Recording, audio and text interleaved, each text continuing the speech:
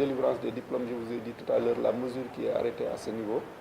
C'est la délivrance, en tout cas la production des diplômes de 2018, de tous les diplômes de 2018. Et après maintenant, la résorption du gap, c'est-à-dire des diplômes restants au fil du temps, sur demande des impétrants. Parce que ces attestations-là coûtent excessivement cher aussi. Parce que c'est tiré sur du papier sécurisé, pour une bonne raison. Maintenant, cet argent que nous mettons là-bas peut être mis dans la production de diplômes. Bien entendu, il y aura une subvention et peut-être on verra, est-ce qu'on a réellement les moyens de tirer les diplômes. Si on n'a pas les moyens, maintenant on verra d'autres solutions.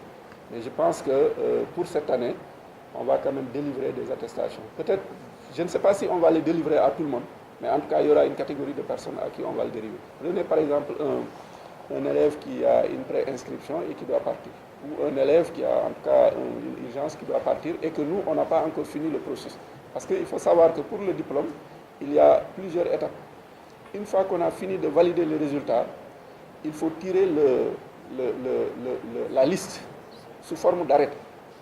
Cette liste-là, si c'est un bachelier littéraire par exemple, c'est le doyen de la faculté de lettres qui doit signer cette liste. À partir de ce moment, on l'envoie au niveau du recteur, qui vérifie et qui signe, le recteur de l'UCAD, qui est toujours la tutelle académique du baccalauréat. Une fois qu'il a fini de signer, on dit que le diplôme est enregistré. On met la date à laquelle il a signé, on dit que le diplôme est enregistré à telle date. Et à partir de ce moment, nous, on peut produire le diplôme. Et si on le produit, il faut le renvoyer encore, parce que c'est le ministre qui doit le signer. Et le ministre ne peut pas signer 150 000 diplômes, il délègue sa signature au recteur. Et c'est le recteur qui va signer sur délégation du ministre.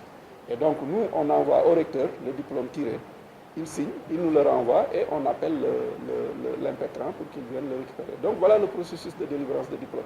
Et ce processus, on ne le maîtrise pas encore, on ne sait pas combien de temps ça prendra. Et on ne veut pas retarder les enfants. Donc on va leur délivrer quand même des attestations si c'est nécessaire.